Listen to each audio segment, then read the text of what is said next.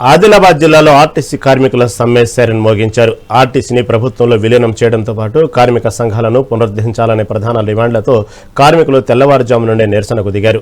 Teams డ్యూటీల పేరుతో యాజమాన్యం తమను వేధిస్తుందని, విశ్రాంత ఉద్యోగుల బకాయిలను వెంటనే చెల్లించాలని నాయకులు డిమాండ్ చేస్తున్నారు. 32 డిమాండ్ల సాధన కోసం కార్మికులు పట్టుబడుతుండటంతో రవాణా వ్యవస్థపై ప్రభావం పడే అవకాశం ఉంది. కార్మికుల ఉద్దేశం కొద్దీ జేఏసీ పిలుపు మేరకు అందరూ సమ్మెలో దిగడం జరిగింది. పొద్దున 4 గంటల నుంచి బస్సు ఒక్కటి కూడా బయటకు వెళ్ళలేదు. మాకు గొంతెమ్మ కోరిక నేను కోరట్లేదు. ఏదైతే ఉన్నదో ఎలక్ట్రిక్ బస్సులు నువ్వు ఆర్టీసీకి ఇవ్వాలి, మమ్మల్ని ఆర్టీసీని ప్రభుత్వంలో విలీనం చేయాలి.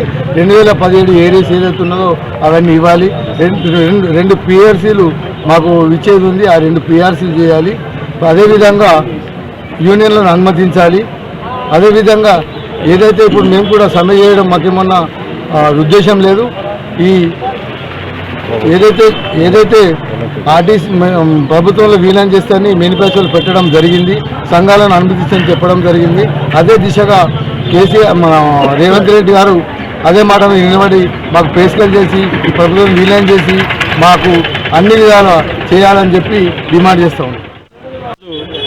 ఆదిలాబాద్ డిపోలో రాష్ట్ర జేఏసీ పిలుపు మేరకు ఆదిలాబాద్ డిపోలో కార్మికులందరూ సమ్మెలో పాల్గొనడం జరిగింది.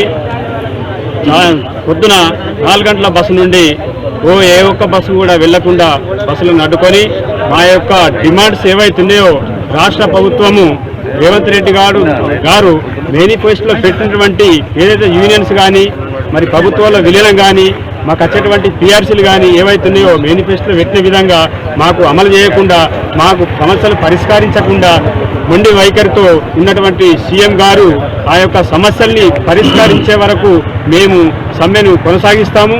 మేము ఏంటంటే మాకు అన్నం పెట్టిన ఆర్టీసీ తల్లి లాంటిది కాబట్టి తల్లిని నమ్ముకొని మేమున్నాము. ఆర్టీసీని సంస్థను నిర్వీర్యం చేయకుండా, లాజ్ చేయకుండా మా యొక్క ఉద్దేశం కాదు.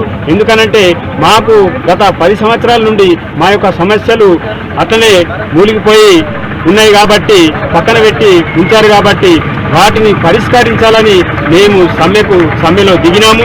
మా యొక్క సమస్యలు పరిష్కరించని ఎడల ఈ యొక్క సమ్మెని కొనసాగుతుంది.